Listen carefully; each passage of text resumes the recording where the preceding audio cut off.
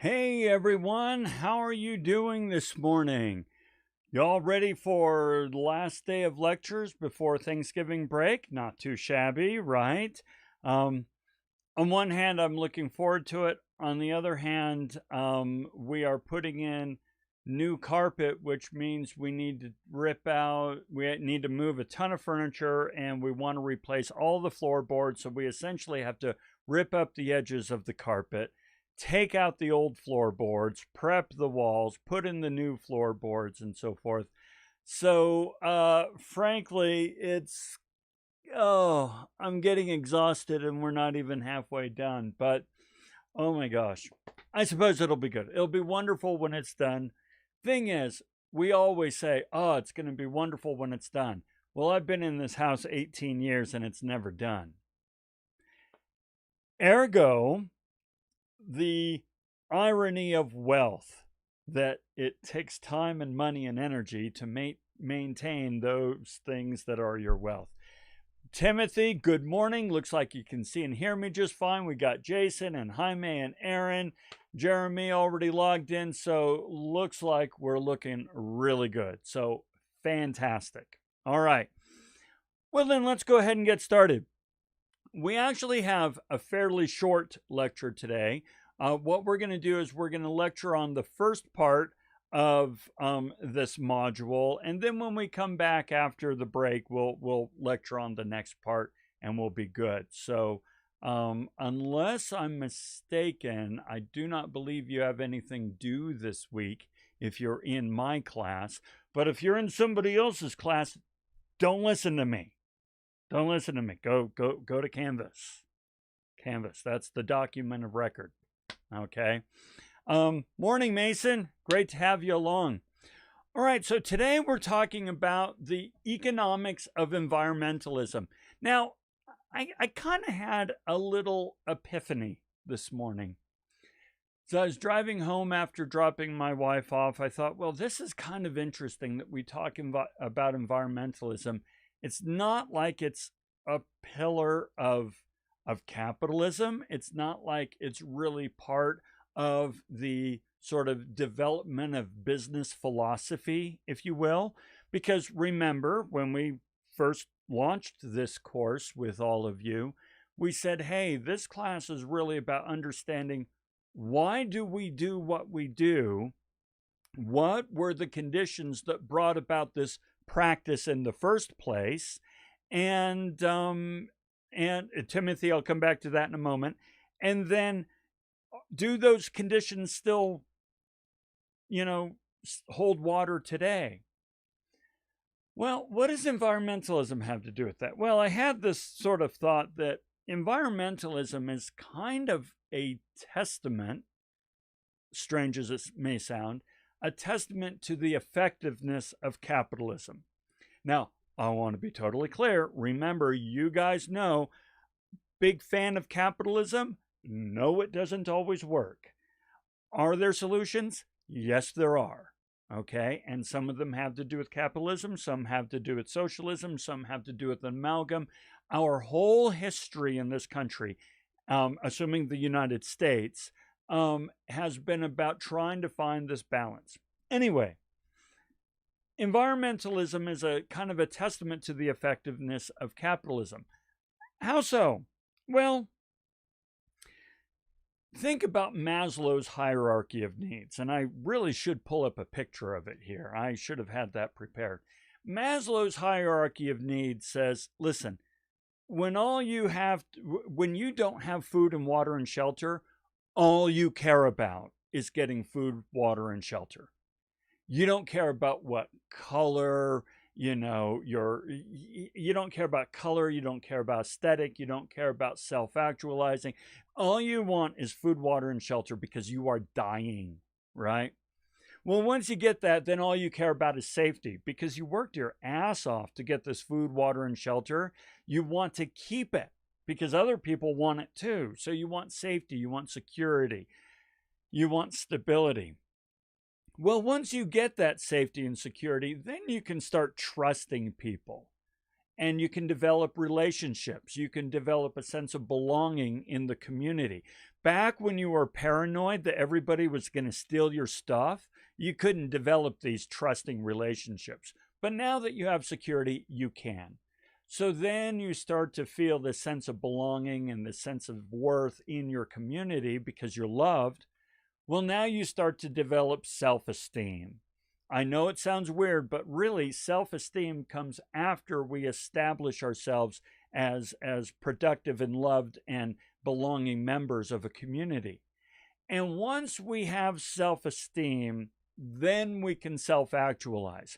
We can do stuff just for the sake of doing stuff because we enjoy it. We have leisure time. We have ideas and creativity and innovation and entrepreneurial spirit that drives us forward. You really can't do any of that until you've got the bottom rungs of Maslow's hierarchy of needs all sorted. Environmentalism is part of self-actualization. It really has to do with, you know what, we can step back now. We've got our physiological needs figured out. We have safety and security. We have a good sense of community and we're feeling good about ourselves. Let's now start paying attention to things like the environment. Okay, so that's where it came from. Let's see, Jeremy, I did this event a few years ago helping the homeless down there at Rio Tinto. Yes, you know, and that's a great example of sort of your sense of self-actualization, because you can take the time to sit back and really appreciate and help others. Had a woman that refused a cheeseburger because it had mustard on it. Well, you know what? This is why this person who said to me when I was in India, I want to be poor in the United States, where even the poor people are fat and have a cell phone, goes to show that if you can refuse a cheeseburger because it has mustard on it, you are not as bad off as you might think. Okay? Anyway, now I want to be really clear. I'm not one to judge whether or not somebody is bad off. Suffering is a subjective feeling. One person's suffering and sense of downtroddeness to somebody else is suicidal worthy, or are you kidding me? Chill out, right? Nevertheless, if you can be picky with food to that kind of extent, you're okay. All right, so let's talk about the economics of environmentalism. Now, let's really make sure that we understand economics, right? Remember, this is a business philosophy class and the economics of environmentalism. Now, if we were teaching a class on environmentalism or on social awareness, so on and so forth, we might approach this a little differently. But I want you to all kind of calibrate your brains to think economics, okay?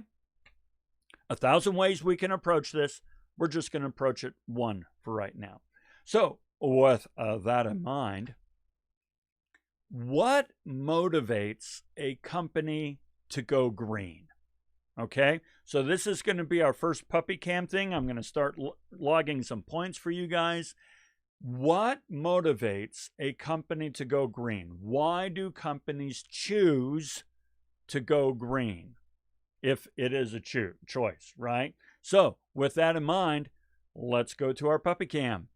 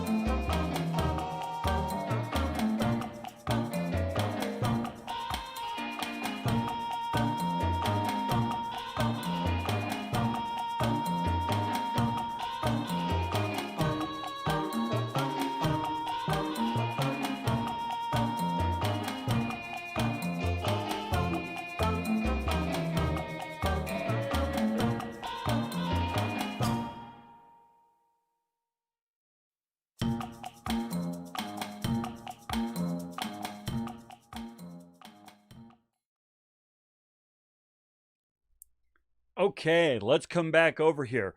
Right away, I can tell you that we've got 3 new contributors, so we're going to take that up to 4, and we've got at least 4 or 5 awesome comments, so I'm going to go ahead and take that up there, and then we'll add a few more. Oh, we've got Mario as well, so we'll go ahead and take care of that. Okay, and then we'll catch up on some others here. So, by the way, puppy cam, you notice those puppies are just kind of lying around, not doing too much. My mother actually, she called yesterday and she complained, you know what, when you have the puppy cam going, they're not doing anything. Poke them with a stick or something. She didn't really say poke them with a stick. That was my innovative idea. I would poke a puppy with a stick. Poke, poke, poke. Okay. Let's take a look at this. You guys have some great ideas, right? Great things. All right. So a lot of you said, hey, listen, it's about public perception, right?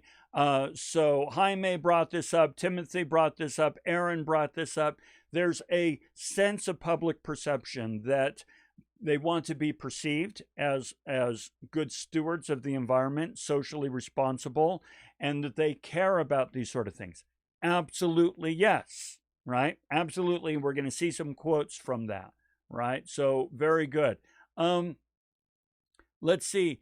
Mario, society where they're heading, companies might not want to go green. If it's a demand they might make, then they make the adjustment. Sometimes it's required by just, regulation, right? It could be a regulation that's put in place. Very good.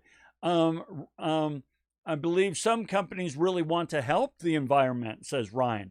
May want to help people and the environment. It's they honestly, legitimately want to help the environment. And as he says, it's a win-win because they win, the environment wins, the consumer wins. Absolutely. Mason says Apple stopped putting charging bricks with their iPhones this year. They said it reduces plastic in the landfills, however, is given a chance to sell a wire. Yeah, they can now sell something else, right? Absolutely.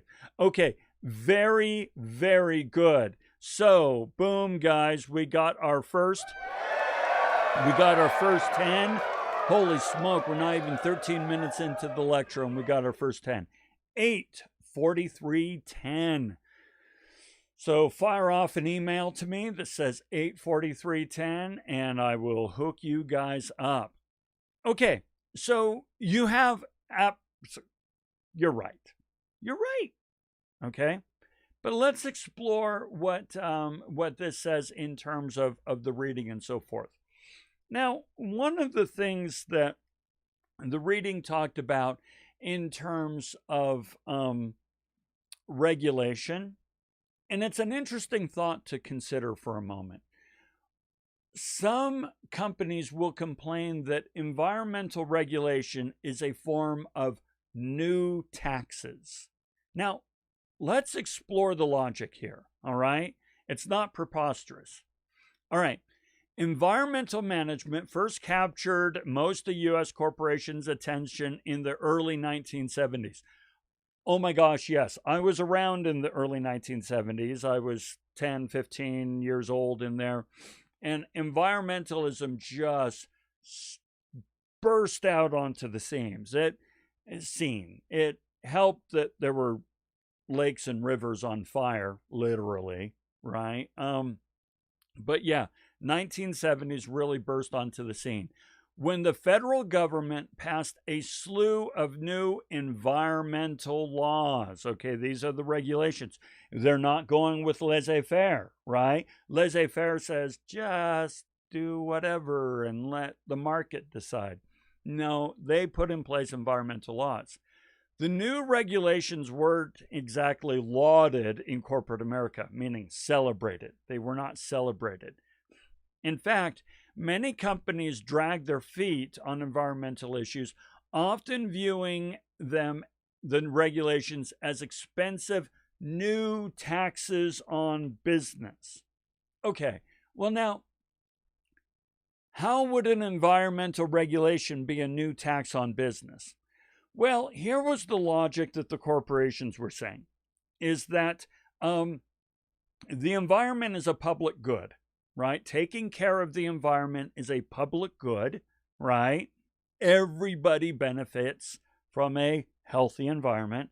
Therefore, this is something the government should, help to maintain. The government has a role as the steward of the public good for the community and for society to make sure we have a strong environment. Therefore, everybody should contribute to this public good. But you're not doing that, dear government.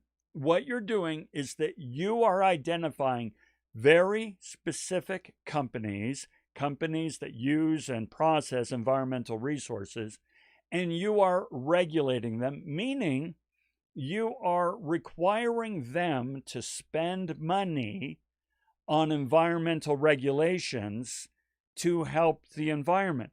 Meaning, okay, I may not be paying the government the taxes, but the government is requiring me to spend this money on the environmental, regulations, the new equipment, the processing, so on and so forth.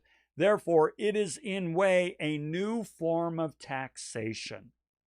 Requiring me to spend money for a public good that you're not requiring everybody to spend is a new form of taxation, was the logic. Okay, Timothy, unfortunately, it's the business that, where we're going, the most damage. Yeah, it's point source pollution, right? When all the pollution, or the majority of it, is coming from these industries, it's coming from these industries. Absolutely, right? That's where you need to go. Different than the Green Deal. We're not going to talk about the Green New Deal here, but you get the idea. Don't worry, if we were in a political science class, we could, but we're not. So here's the idea. New taxes on business. Well, now, it's not a preposterous, oh, by the way, those were some real world examples. Even though we're not going to pursue the Green New Deal, it is a strong real world example, okay? All right. But now, here's the thing. You're right. Public relations is absolutely part of this, right? But let's take a look here. These efforts are not all in the service of good public relations. Good public relations does count. We have some quotes from the reading to explore that here in a moment. However, evidence suggests that superior environmental performance can enhance worker productivity and product quality, and in many cases, environmental responsible firms can boast superior financial performance. Okay. Evidence suggests. Let me show you what evidence suggests. Okay. And to do that, I'm going to kind of move down here. And I'm going to look at, and this is from 2017, right? So, yeah, it's a little dated, 3 years old. These are the green rankings from Newsweek from 2017. The most environmental responsible companies, okay? Well, who were the most environmental responsible companies? L'Oreal, Siemens, Accenture, Cisco, Hasbro, Apple, Johnson & Johnson, Adidas. My guess is you've heard of these companies. Just going out on a limb. You've heard of these companies. Doesn't seem to me it's hurting them much, right? If environmental regulations were truly so onerous, then the companies that were most environmentally responsible would be among the least profitable. These are not the least profitable companies in the world. Trust me on that. Okay. So why? Why is it? Right? Well, there's a really interesting case study out there. You can look up these sources, right? In Scientific America, it talks about the zero waste factory, okay? So, and this is a video that Subaru put out talking about the zero landfill factory. This is real. All right, this is documented. There's the video, there's the Scientific American Journal. They have a whole process on how they did it. So Subaru here in the United States is zero waste, zero landfill. Okay, that means that everything is either recycled or it is used to the exact proportion that you need, right? So they gave the example that in the pistons, when they're putting together the engine, they used to take a squirt bottle, right? Just a squirt bottle full of oil and squirt on the inside, right? And then put the piston in, and there'd be a lot of waste, and so on and so forth. Now they have this little aerosol sprayer that sprays the exact amount of oil necessary to make it work, right? It did not happen overnight. All right, this did not happen overnight, and even the executives at Subaru USA were like, "This can't be done. You cannot have a factory and go to zero landfill." But they did it. Took years, but they did it. Okay. Well, turns out they made a ton of money. Now, why? I want to tell you about my trash cans. All right. And to tell you about my trash cans, we're going to go to the lawn cam. All right. There we go. Lawn cam. Okay. I'm hoping you can still hear me. I tested this. I think it ought to work. Let me show you something. So, zero landfill, right? Meaning they're not throwing anything away. Well, check this out.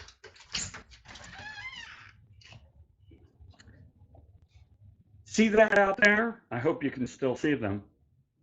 Those are my trash cans waiting to be picked up, right? Well, here's the deal. Those trash cans are full of, well, trash, right? That's why we call them trash cans. But where did I get that trash? Well, I got that trash. Let me come back on over here, right? I got that trash at the store. I went to the store and bought trash. Yeah, totally did. I bought trash in the form of wrappers, of bags and boxes and containers and who knows what, excess, so on and so forth. I went to the store and purchased trash. I took it home and I then put it in trash cans and I roll it out to the curb and I pay taxes to have the city haul away the trash that I purchased. Now, for those of you playing along at home, that's ludicrous. Imagine how much money I am wasting by going to the store, purchasing trash, bringing it home, putting in a receptacle for the city to take away and take my tax dollars to haul it off. Okay, now, oh my gosh, Forky, we're citing Forky. Okay, so that gets a real world example and to past lecture. Yeah, Toy Story is a past lecture. So here's the thing when it comes to zero waste. It makes money. Oh yeah, precious, precious money, right? Environmental practices make bank. We talked about lean production earlier in these lectures, right?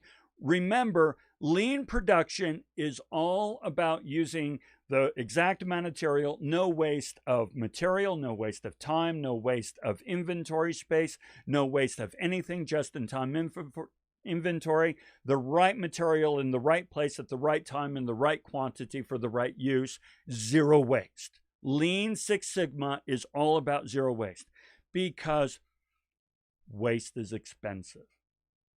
And so when you go off and practice environmental put in place environmental practices, you're not paying money, you're making money. True, you may need to invest, actually, you will need to invest a great deal of time, energy, and money to get to that point.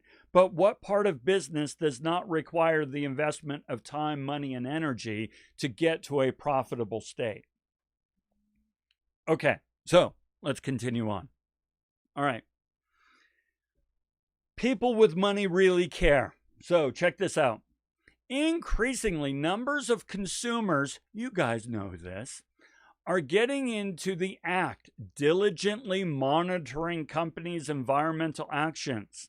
Many now simply expect corporations to be environmentally responsible and express that expectation voting with their pocketbooks. Now, that's a long-winded way of saying what you guys already said in the comments, which is the people want it. People will reward that perception of environmental stewardship when you put in place good practices, right? Okay. Greening, taking environmental responsibility. Again, from the quoting from the reading.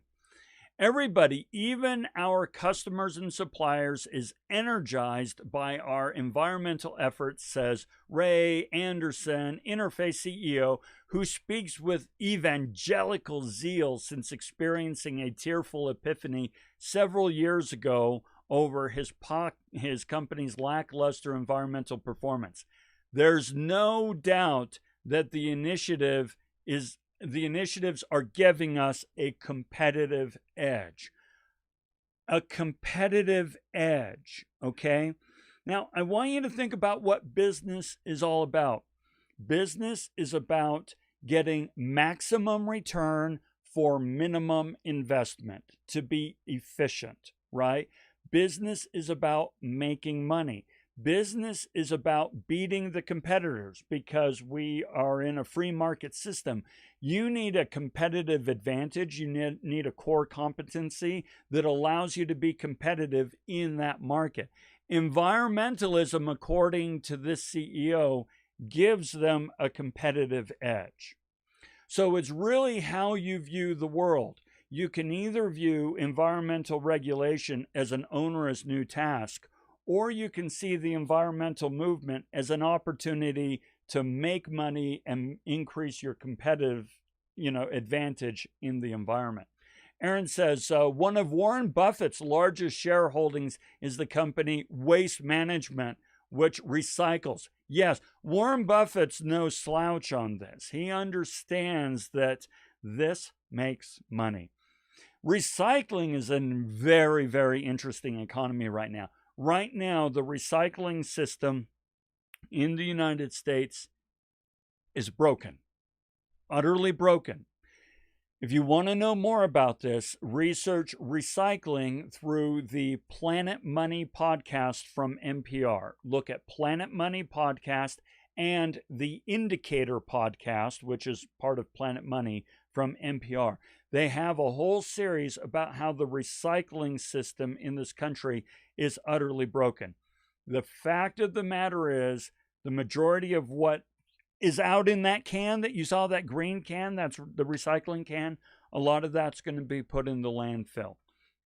So there's real opportunity here. Warren Buffett knows this. There's real opportunity to create a really strong, viable, profitable recycling industry. So he's interested in that. Okay, so here's our quote from the day. The world as we have created it is a process of our thinking. It cannot be changed without changing our thinking. And that's kind of my approach, if you will, to this idea of regulation or rules and so forth.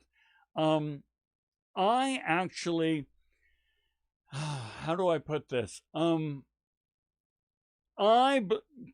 There's a saying in the LDS community that the commandments set you free, which is a complete oxymoron, right? How do rules set you free?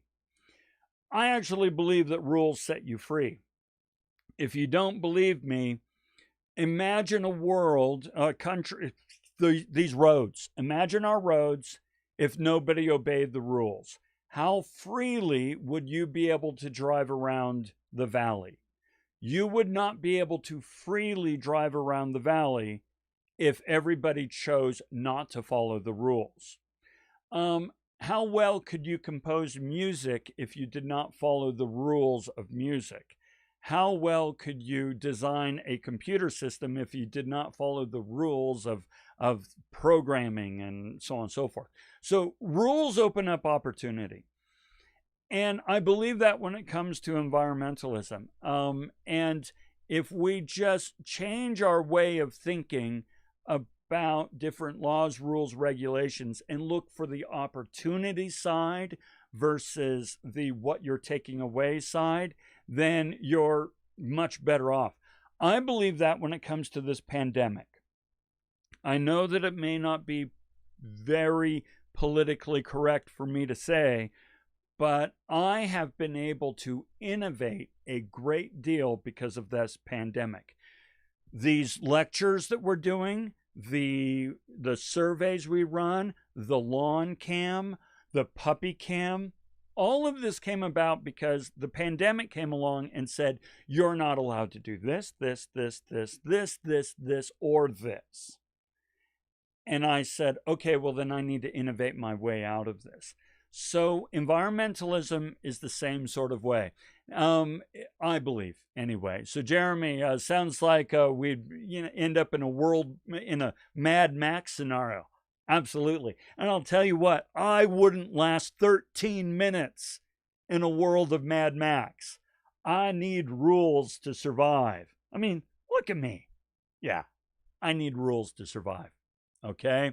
So, with that said, my friends, that wraps us up on the environmental side. When we come back next week, we're going to talk about...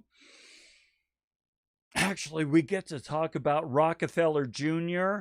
and Needleman and the ethics of money. Really cool. Now we're really into self-actualizing space, right? When we're talking about the ethics of money and Rockefeller Jr., really, we're getting into where we really can live our lives in an ethical headspace when it comes to the economy and so forth. So, yes, looks like we have others joining us. Welcome, welcome. Okay, so you're asking about papers and you're asking about the final, right? Let's do it. Let's do it. I'll get on to the grading of Chapter 13 discussion. I apologize for that, Timothy. I think it must have somehow fallen off my calendar. I will get right on that, okay? So you'll be set. When it comes to the paper, you guys are on really good track, right? I gave you feedback on your drafts. Just go ahead and take that feedback. A lot of you need to make sure you're putting in references. Do not forget the references. You'll want to do some editorial work on it just to kind of make it smoother and so forth. But the vast majority of you, you're looking really good on the final paper. When it comes to the final exam, we will do a final review, a lecture like this. If you attend that lecture and you take notes and you reference the sections of the readings and your submissions as I ask in it, then when it comes time for you to do the online final, you're going to ace it. I promise you, you will ace it. It's all online. You don't have to go into the testing center. It's all online. Okay? So, otherwise, you guys are totally set. Have a fantabulous Thanksgiving, however you're celebrating that. And when we come back, we're going to start wrapping up this semester and putting a bow on it. Pretty exciting, right? I mean, it's time for a break, don't you think? Okay, so as per usual, I will stick around, see if there's any comments. Hey, Ryan's got this cool Thanksgiving turkey. Cool. You betcha. You're welcome. All right. So I'll stick around, answer any questions. Until then, everyone, have a fantastic Thanksgiving, and we'll see you next week. We'll see ya.